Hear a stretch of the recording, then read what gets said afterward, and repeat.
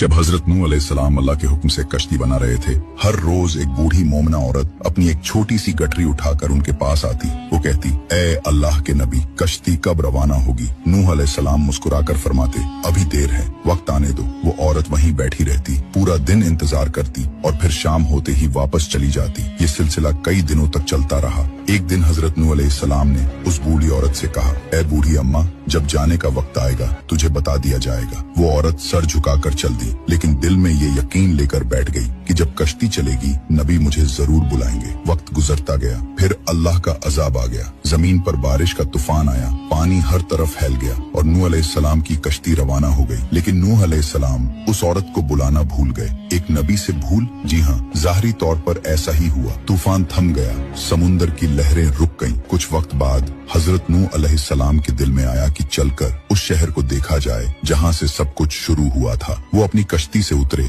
और शहर की तरफ चले। जब शहर पहुँचे तो देखा हर तरफ वीरानी थी, तबाही थी, मगर एक कोने में एक झोपड़ी से रोशनी आ रही थी। एक दिया जल रहा था। नूह अलैहिस्सलाम हैरान हुए, इतना बड़ा तूफान आया, सब कुछ डूब गया, लेकिन ये दिया कैसे जल रहा है? उन्होंने जोर से अल्लाहू अकबर की तकबीर लगाई। झोपड़ी का पर्दा उठा। वही बूढ़ी औरत गठरी उठाए बाहर आई और बड़ी मासूमियत से बोली, या नबी अल्लाह, क्या कश्ती अब तैयार है? चले। नूह अलैहिस्सलाम की आंखें हैरत से फैल गईं। उन्होंने कहा, ए बूढ़ी अम्मा, तुझे कुछ भी पता नहीं चला? बूढ़ी औरत ने सादा दिली से जवाब दिया, क्या नहीं पता चला या नबी अल्लाह? नूह अलैहिस्सलाम बोले, इतना बड़ा तूफान आया, दुनिया डूब गई, बारिशें बरसी, लोगों पर अजाब आ गया और तुझे कुछ खबर नहीं? वो औरत बड़ी सादगी से बोली, या नबी अल्लाह, एक दिन बादल कुछ गरजे थे और हल्की सी फुहार पड़ी थी, बस। नूह अलैहिस्सलाम ने आसमान की तरफ देखा और कहा, ए मेरे रब, ये क्या माजरा है? तब अल्लाह ताला ने हजरत नूह अलैहिस्सलाम पर वही नाजिल फरमाई, ए मेरे प्यारे नबी,